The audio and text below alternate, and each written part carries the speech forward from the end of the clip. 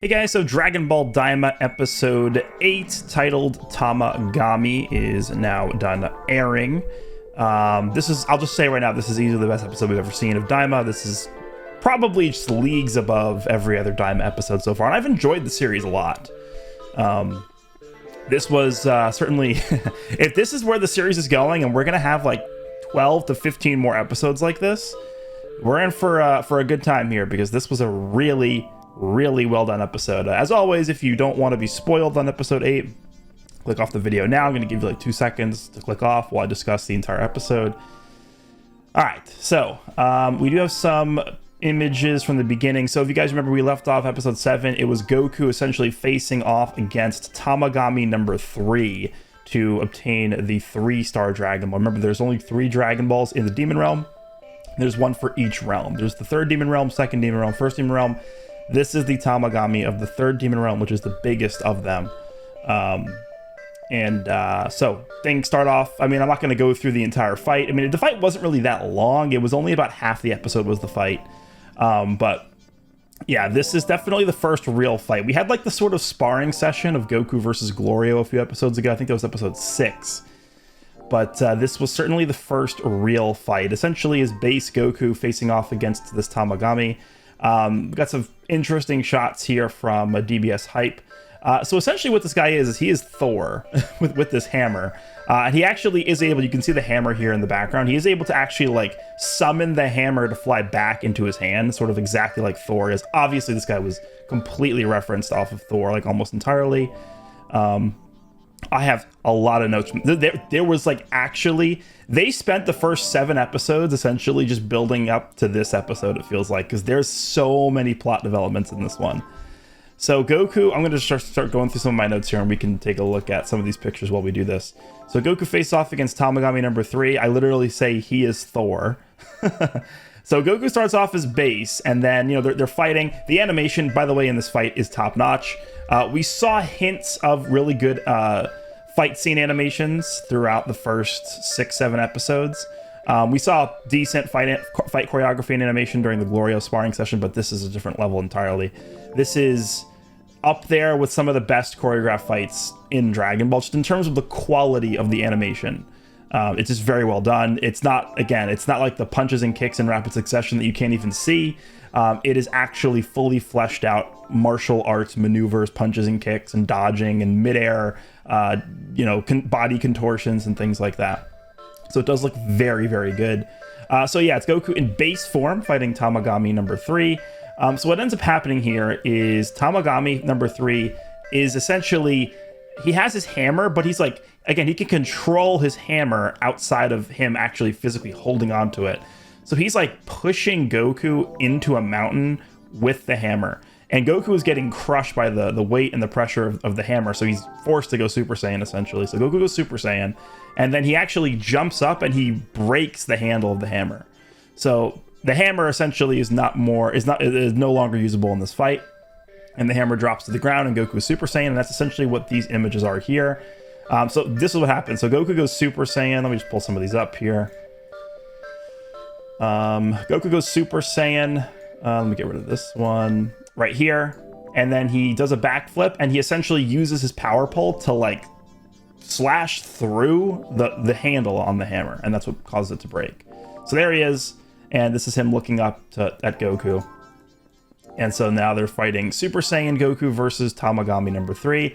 And eventually what happens is they actually show the first Kamehameha. Well, technically it's the second one, right? They did the first Kamehameha Daima is before Goku becomes a kid. And it's like that very brief sparring scene with Vegeta and Goku. But this is the first real Kamehameha of Daima. And it looks really, really good. This is a really well done Kamehameha. I should pull these up because I can't really do justice to the scene by just discussing it. So I'm going to pull these images up here. So what ends up happening is Goku fires the Kamehameha. Actually, no, before this, the Tamagami goes like, he like puts his hands in the ground and he's able to shoot these energy blasts from his hands because it's like a hole in his hands, kind of like a robot. It's not actual ki because remember, they don't really know what ki is in the Demon Realm. But it actually is like projections of energy from the holes in his hands. So I'm assuming it's some kind of energy source that he has access to, that he's shooting out. And he goes and does this thing onto the ground that sort of makes the entire ground just become like almost on fire. Or he it's kind of like when in Resurrection F, when Frieza destroys the Earth, the first instance of him like blowing up the ground, when it becomes like that like molten magma looking scenery, that's sort of what it looks like when Tamagami number 3 does this. So Goku's like, okay, so we're doing this now. So he powers up and does the Kamehameha and fires the Kamehameha at Tamagami number 3. For like a brief second, Tamagami throws his blast out and they start beam clashing.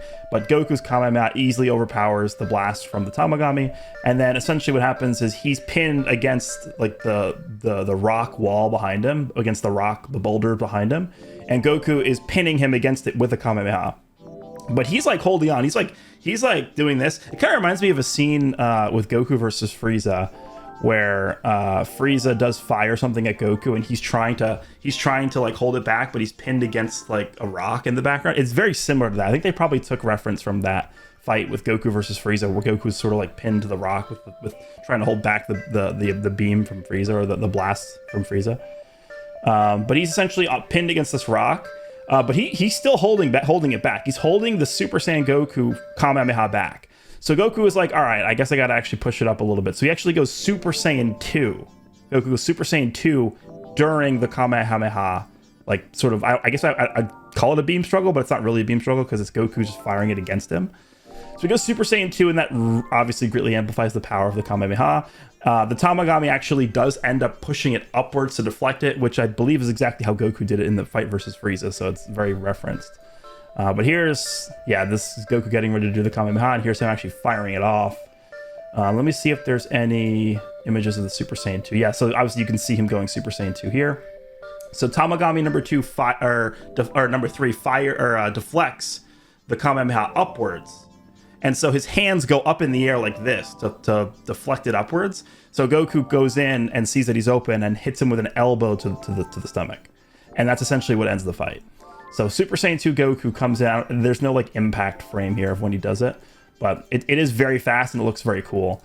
So this is Super Saiyan 2 Goku, you can tell with the hair and the sparks. There's Tamagami number 3 essentially. So he takes this hit from Goku's elbow in his stomach, and he's like, all right, I give up. he's like, there's no way I can beat you. So that's the end of the fight versus Tamagami number 3. I mean, I guess this kind of makes sense, right? They said that they're roughly on the same power level as Deborah. So theoretically, a Super Saiyan 2 Goku from post Buu Saga as Super Saiyan 2 should be able to overpower these guys, which again, it makes sense to me. So there's Goku at the end, and he's looking surprised because he's like, oh, I'm ready to keep going though.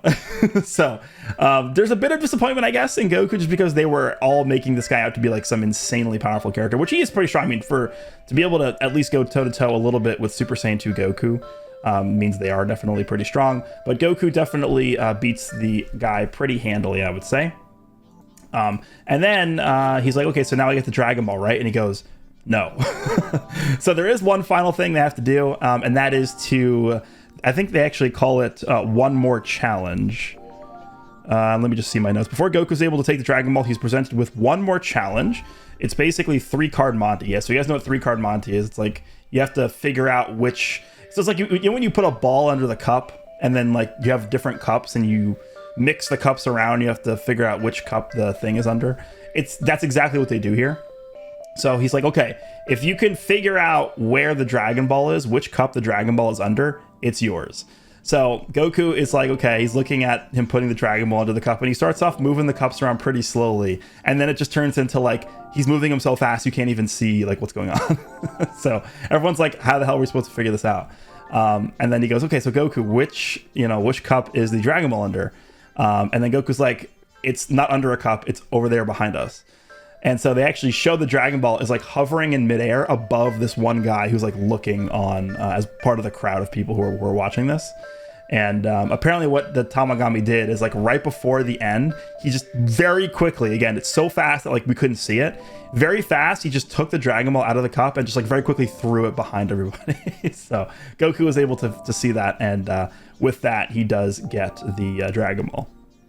So So Goku obtains the 3-star Dragon Ball. The Tamagami tells Goku that he's come to like him since he's a fair person, and says to try his best trying to get the other 2 Dragon Balls. So definitely doesn't seem like a bad, like a villain or an antagonist kind of person. The Tamagami just seem to be like actually programmed to be guardians of the Dragon Balls, but they do kind of have their own personalities, which we see throughout this episode. So I thought this first half of the episode was very, very good. This is, again, like the first serious fight with stakes in it in Daima, and I thought it was very well done. So if we see fights like this moving forward towards the end of the series, where like things actually matter a lot, and like the fate of the universe is at stake and stuff like that, like this is going to be, we're in good hands. We're in good hands. The one thing I'll say, though, the one point of criticism I have is they spent essentially the first 7 episodes world building and introducing the series and setting the tone of the series and doing all these things. This kind of felt a little bit short to me, this fight. It was half an episode, which, it definitely felt like it went by fast, but it probably lasted a little bit longer just because we were all feasting for like a real fight for the entire time of this series being on air for at this point. We're on episode 8 now. But I think they definitely could have maybe not included some of the stuff they did in the first 7 episodes, and maybe gave this more time. Maybe make this a full episode instead of half an episode. I don't know. That's the one thing I could think of, right? It just definitely seemed a little bit short to what we were hoping for, because they really built this up, right? All right. So everyone is heading back to the spaceship. They're gonna go and head over into the 2nd demon realm so they can go to the next Tamagami. And Glorio gets a call from Dr. Aritsu, and he's telling her, like, okay, we got the Dragon Ball, blah, blah, blah, blah, blah. And then Dr. Aritsu is like, oh, it's hard to believe Goku's strong enough to actually beat the Tamagami. So there's a bit of a hint there. So do we have a next thing here? Yeah, so this is doing the cups thing. And he sees the Dragon Ball, yeah. Okay, yeah, this is Glorio speaking to Dr. Aritsu here. Okay, yeah, we'll get to this in a second. My notes here: Goku and crew take off in their spaceship, and it shows the Tamagami waving bye to them while he's he's practicing the Kamehameha pose, which is this right here. It's pretty funny. I like this. So yeah, I mean, obviously he's not supposed to be like an antagonist or a villain or anything like that. He's just a cool character. Glorio says they're heading to Warp to go to the 2nd demon realm. And then it actually, okay, so here's where things get, there's sort of 2 sections or 2 acts to this episode, which is a little weird. So the first act, the first half of the episode is essentially the fight versus Tamagami and that whole part of it. The second half is essentially all about the actual plot of Dr. Aritsu, which is probably the single most important actual plot development scene we've seen in the entire show, probably up until this point. So they cut to Goma's castle, and Degasu and Goma are actually still watching scenes from the Buu saga on like those screens that are in the throne room. Let me see if they show this here. Yeah, okay. So it shows that during the scene where Majin Buu, let me actually just read my notes so I don't get this wrong here. Goma and Degasu are still watching scenes from the Majin Buu saga, and it shows that Dr. Aritsu was present when Majin Buu was regenerating himself from the final explosion. It looks like she's collecting samples from Majin Buu's exploding body and putting them in some type of container. So we can see that here. So they show like Majin Buu reforming himself with like all the different pieces flying together and him regenerating. But then it actually pans up and it shows that Dr. Aritsu was standing on the crater of the final explosion that Majin Vegeta created. So this is her standing here. With this little container, this little, I don't even know, it's almost like a thermos. And she actually is taking, like, this is actually part of Majin Buu. She's putting into this container here. I don't know if there's like a better image here, but it actually shows it like floating in this thing. Yeah, you can see it right here. This is like the literal part of Majin Buu's body that she takes. So I don't know what the rules are for Majin Buu like missing a part of his body forever, like the entirety. So after this scene where Majin Vegeta does the final explosion, technically Majin Buu was missing part of his body the entire rest of the Buu saga. Technically, right? Because Dr. Aritsu had this part of him. So that I thought was interesting. Okay, so this guy, so we don't have, Okay, so Hype didn't post any of the following scene, which is probably the single most important scene in the history of Daima so far. Yeah, okay, so this scene, and then we'll get to this at the end because this is the final scene of the episode. So I'll just read what I have here. There might be something or two that I missed here because I was writing notes. I have 2 paragraphs for this like 2-minute scene at the end here. So it's possible I missed something. I'm just trying to remember and keep up with everything. So it cuts to Dr. Arinsu after it shows us that she was collecting the, I guess, remains or the essence of Majin Buu from him getting blown up by the final explosion. The episode cuts to Dr. Arinsu at like a mysterious floating island. It's kind of like a tree island. I don't think it's the tree like the Gurindojin tree. But it looks like it's probably in the second demon realm just because it's the background is completely different from the third demon realm. So I think either it's the second or first demon realm is where she is. So cuts to Dr. Arinsu at a mysterious floating island where she's seen together with an old witch-like person with a Majin symbol on her outfit who is making some type of potion in a cauldron, and her name is Maba. Maba is her name. By the way, Dr. Arinsu is like flying on, I don't even, it's supposed to obviously be referenced like a witch flying on a broomstick, but it's like some weird looking thing. I don't know what it is, but it's her working together with this witch called Maba, and they're making some type of potion in this cauldron in the back of this like old house. They're saying, quote, "This time it will work since they now have the essence of Majin Buu." So, and Dr. Arinsu says that no matter how much of a genius scientist she is, meaning herself, there's no way that she could create a Majin like Buu. And then it is revealed that Maba, who's like the old witch person who's working with Dr. Arinsu, was actually responsible for creating the original Majin Buu as well, and that Bibbidi was just essentially a talentless wizard who used her to make Buu for him. So this is a pretty big revelation. I think there was, I don't remember if it was the Daizenshio or something that had this a lot, like literally like 30 years ago or something. But there actually was a very, very old article that said that no, Bibbidi actually didn't create Majin Buu. So they're actually going back to that, which is something from like ages and ages ago. So Bibbidi essentially is not the original creator of Majin Buu. He used this witch named Maba to create Majin Buu, the original one. So it says, okay, they're using the essence of Majin Buu in this potion, or this like concoction now, this cauldron now. Dr. Arinsu also adds some of her saliva to the cauldron and says that she is going to use the Dragon Balls. No, actually, hold on. Let me back up for a second. It says that she's going to create a new Majin Buu and use him to take over the throne of the Demon Realm from Goma. So that's her goal. I mean, that's essentially straight up revealed in this episode that her goal is going to be to create a new Majin Buu and use the power of the new Majin Buu to take the throne of the Demon Realm from Goma. Apparently, the original Majin Buu laid waste to the Demon Realm when he was first created. And then she also says that she's having Glorio assist her in collecting the Dragon Balls in case something goes wrong.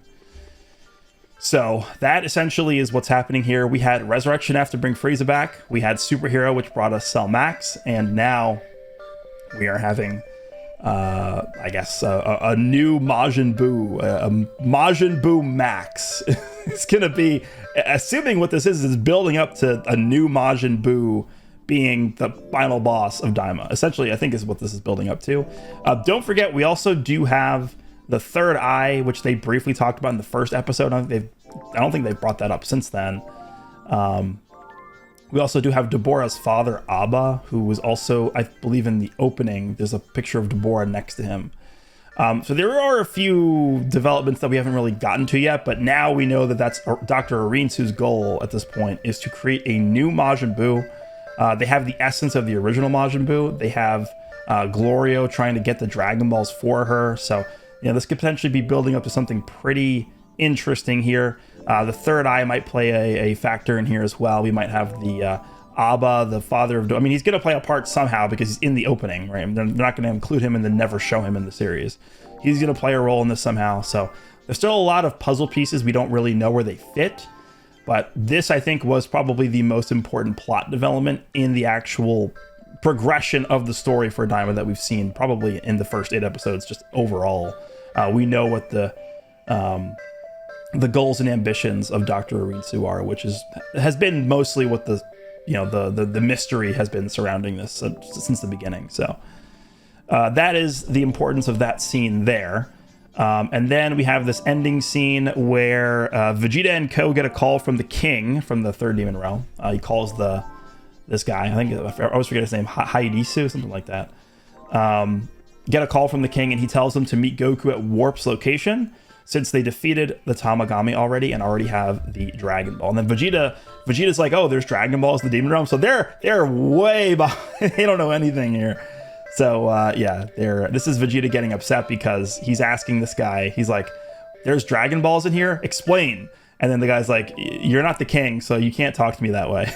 And Vegeta's like, please explain. That's why he gets red there. And that's essentially the end of the episode.